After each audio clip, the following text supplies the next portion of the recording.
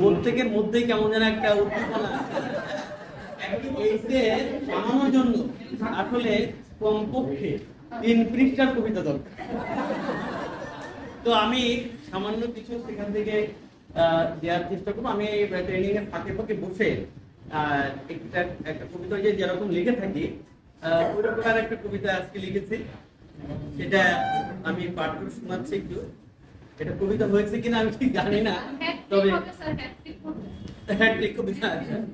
তো ঠিক আছে, এটা প্রশিক্ষণের একটা বয়ান, দেখা যায় না প্রশিক্ষণের বয়ান।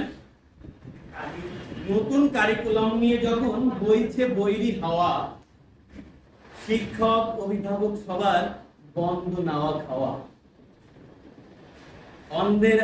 অন্ধের হাতে খোঁজার মতো দ্বন্দ্বের শেষ নেই, আদি অন্ত ভাবতে ভাবতে হারিয়ে ফেলেছি খেই।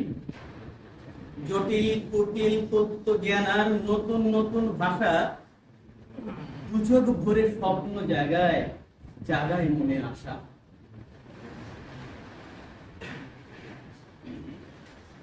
যোগ্যতায় হবে শিক্ষা, মুখস্থ বিদ্যায় নয়। 7 দিনের এই প্রশিক্ষণে সুলেখা মিস হয়।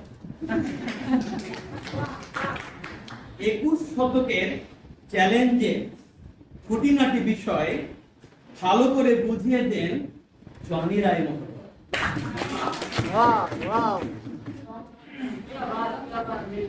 শিখন চক্র মাথায় রেখে নামতে হবে পাঠে, শিক্ষার্থীদেরও নিতে হবে নতুন প্রেক্ষাপটে। প্রতিফলনমূলক পর্যবেক্ষণে খুলবে অনেক জট, বিমূর্ত ধারণায়নে তৈরি হবে আমাদের মানুষপদ। সক্রিয় পরীক্ষণে তাদের পূর্ণ হবে জ্ঞান, নতুন একটা অভিজ্ঞতা মনে পাবে স্থান। অধ্যায়ের নাম পাল্টে গিয়ে হয়েছে অভিজ্ঞতা, পিআই বিআই এসব কিন্তু নতুন এক যোগ্যতা। শিক্ষাক্রম বিস্তরণের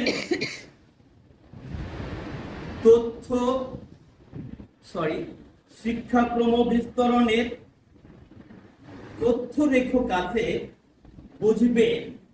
বুঝাবে সকলকে যারা স্টেক হোল্ডার আছে। প্রশিক্ষণ একটি বৃক্ষ, আমরা তাদের ফল, ভেতরে থই থই করছে সবার শত ঝর্ণার জল। জলের ধারায় সিক্ত হয়ে জুই বেলির অঙ্গন, বিদ্যালয় হয়ে উঠবে আনন্দ এক অঙ্গন। মাসিক পার্বিক পরীক্ষার থাকছে না কোনো চাপ, তাই বলে কি মূল্যায়ন থেকে পেয়ে যাবে সবে মা? এমন করে ভাবছে যারা, বুঝে নাই তারা কিছু। বছর ব্যাপী শিক্ষক ছুটবেন শিক্ষার্থীর পিছু পিছু। 3টি পর্বে কঠিন ভাবে হবে মূল্যায়ন, ধারাবাহিক রেকর্ড সবে রাখুন সংরক্ষণ। কোন স্তরের শিশু তার সূত্র দিয়ে খুঁজুন, ভালো করে বিষয়টি আগে নিজে বুঝুন। প্রশিক্ষণের মধ্য দিয়ে পারছি এসব জানতে।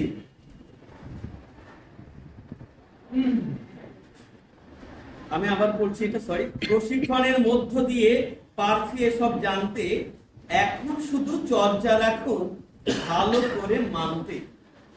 সবাই যদি কাজ করি, করতে থাকি চেষ্টা, নিশ্চয়ই এগোবে আমার স্বপ্নের চেষ্টা।